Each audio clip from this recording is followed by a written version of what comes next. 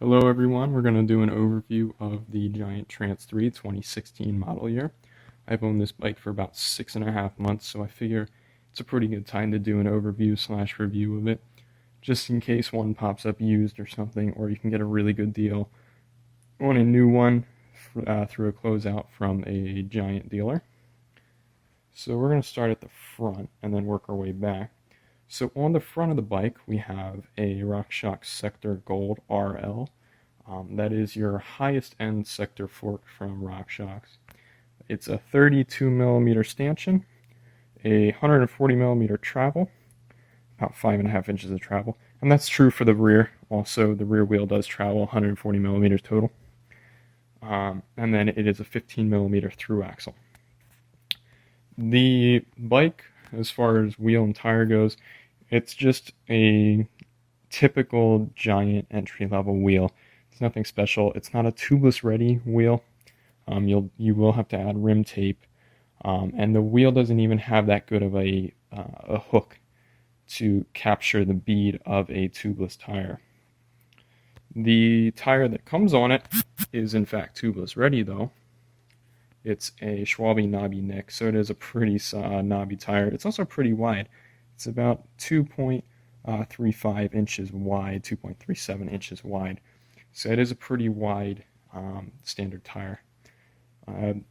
As far as frame goes, it's just your standard Alux frame. I think it's 6061 frame alloy from Giant. It's a pretty lightweight frame for being what it is. I think the bike weighs in at about 32 pounds. This is a large frame, so it is on the heavier side. As far as the cockpit goes, you've got just a standard Derailleur lever setup. These are a two-way lever, so they will drop in both directions here. This is just your Shimano hydraulic disc brake. It's just your unseriesed Shimano disc brake. Nothing too special with it. And then your standard aluminum alloy handlebar. The stem is maxed out on this bike here, but you can drop it down. The steerer tube is a tapered steerer tube, so you do have what they call overdrive, which is their tapered steerer tube. As far as the rear shock goes, it's just your Monarch R, real basic. There's no lockout on it, only rebound adjust. But you do have the sag increments here, which is actually a nice touch on the higher end RockShox stanchions or shock tubes. The rear suspension setup is Giant's famous Maestro floating pivot setup. The floating pivot just adds an extra pivot so that the rear wheel travel is more linear compared to the like the Giant flex point suspension that you'll get on the Stance, which is the baby brother to this bike. It's only 120 millimeters of travel front and rear, so it is a smaller trail bike with entry-level components on it. The linear action tends to help with bike performance on the trail. That is a completely another video topic too, though, because you can get into full suspension setups and rear linkages for hours because there are so many different types. But just to keep it simple, it is a very linear feeling, a very linear travel for the rear wheel, along with braking input isn't as great as it would be on a different, cheaper rear linkage setup. As far as components go for the driveline, we have a 2-speed front setup for the chain rings. It's a 24 tooth small and a 32 tooth big ring. Just your standard Derailleur. The only thing that I don't like about this Derailleur derailleur is because of that full suspension linkage, they have to make the cage shorter.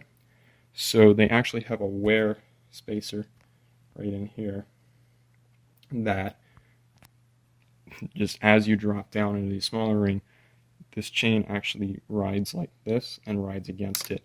So it kind of makes a little bit of noise, but I guess it's normal. That is just a wear part that will need replaced eventually. As far as the rear goes, 10-speed rear cassette. It's an 11 to 30. Is it 36? But as far as the rear derailleur goes, it is your Shadow Plus technology, so it is a clutched rear mech. So you've got your clutch on, clutch off. The clutch helps to minimize chain slap, chain drop, and also helps to improve the crisp responsiveness of the shifting. It uses Shimano Dynasys technology, and the only reason I mention that is because really the only chains that work very well on it are either KMC chains or the Shimano HGX chains. The SRAM 10-speed chains will not shift worth a damn on this bike. Any of the Derailleur stuff with a 10-speed chain from SRAM sucks. You will spend an hour or more fiddling with the derailleur adjustments and you'll still won't get it dialed in. It'll be on and off, hit or miss, depending on if it's down the block or up on the top of the block.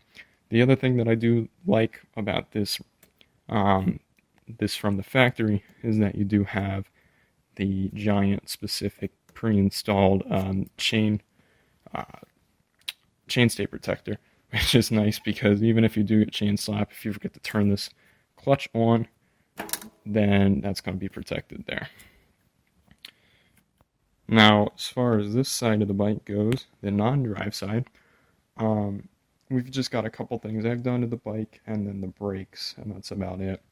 But the brakes on this bike are, as I've mentioned, an unseriesed Shimano brake. The downside of these brakes not being like a Derailleur brake or a little higher end Shimano is that you can't pull the pads out through the top. It's also a cotter pin, so it doesn't have the nice Allen bolt. So if you do replace this, you'll probably want to replace the cotter pin rather than try to rebend it because it is a weak point. But as far as not being able to pull the brake pads through the top, it does kind of add a little bit of complexity to maintenance. Just not really complexity, but it does take a little bit longer to change brakes on this bike. You can get a little bit better idea of the Maestro suspension setup. So it's a 5-bar linkage, 1, 2, 3, 4, 5. So it really just helps make the linear travel of that rear wheel. The brake in the back is a 160mm rotor. The brake up front is a 180mm rotor. So not the largest brake rotor in the back. I would have liked to see a larger 180mm rotor for it being a large frame, along with it being a trail bike.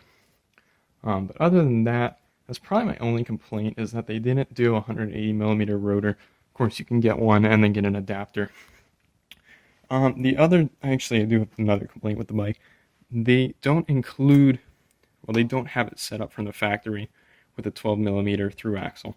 They rather have a 9mm quick release that I'm probably going to mess up here because it's hanging.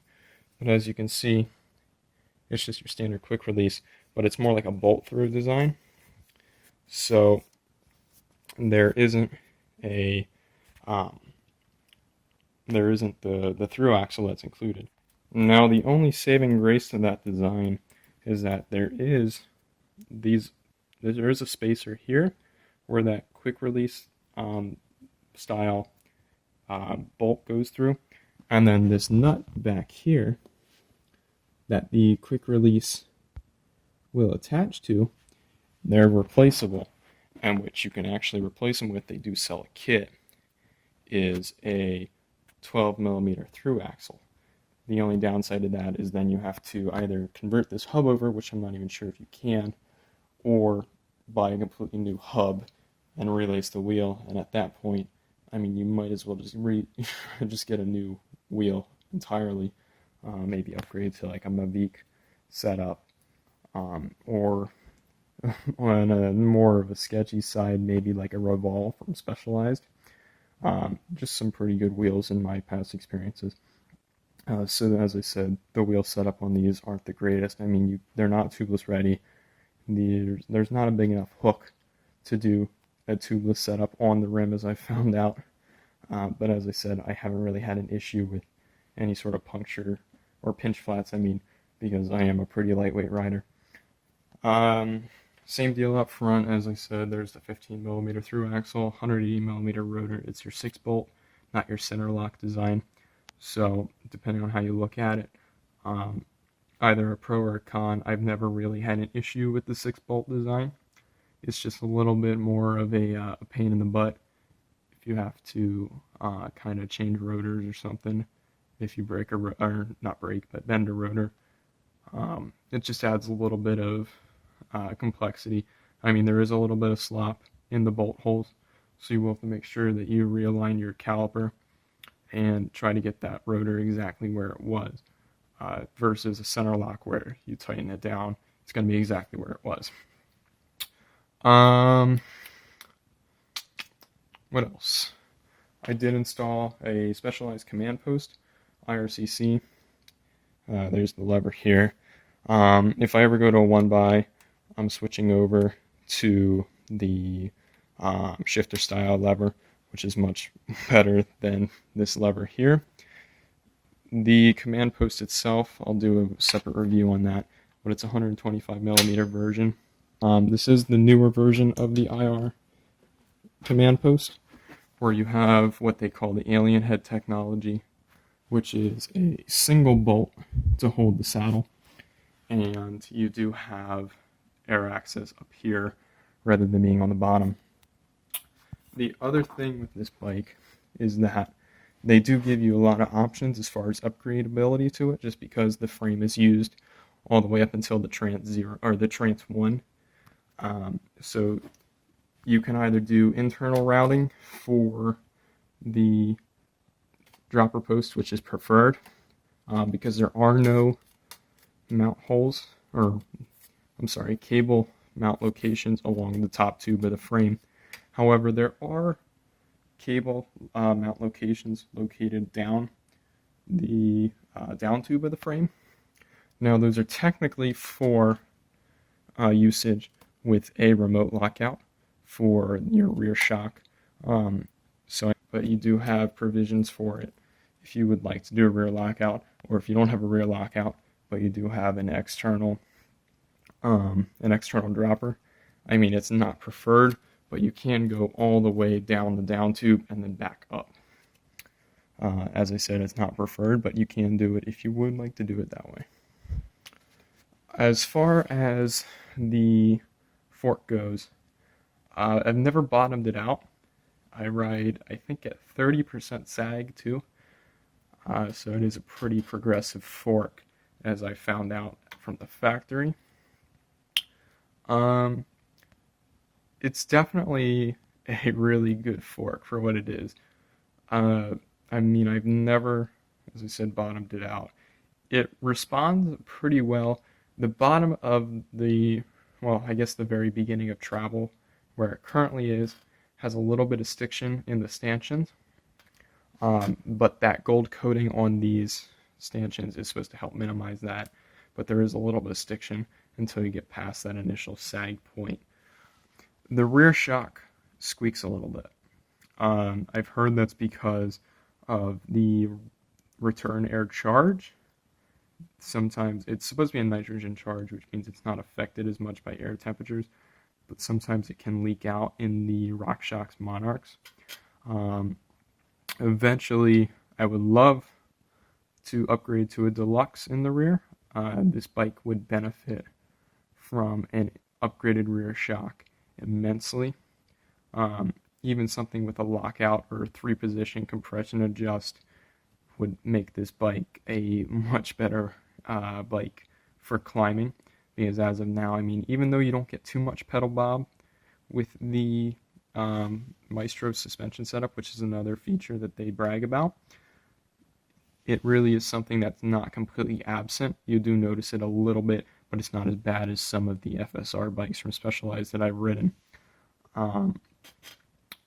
As far as rear setup goes, as I said, I mean, there's not much pedal bob, but it is noticeable. So that is one thing to keep in mind, is that without that rear lockout or compression adjust, I mean, there's nothing you can do about it other than set your pressures higher in your chamber.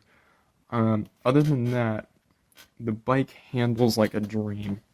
On flats, it's really fast for as long a travel bike as it is. On the descents, this is where this thing really shines, with that longer travel fork and rear wheel. It really, really shines on descending. As far as climbing goes, it climbs better than you'd expect for such a longer or a long travel trail bike. It really, really, really climbs a lot better than expected. I really expected it to be slow. If you lock out that front fork, it climbs even better. I can only imagine what would happen if you locked out that rear shock.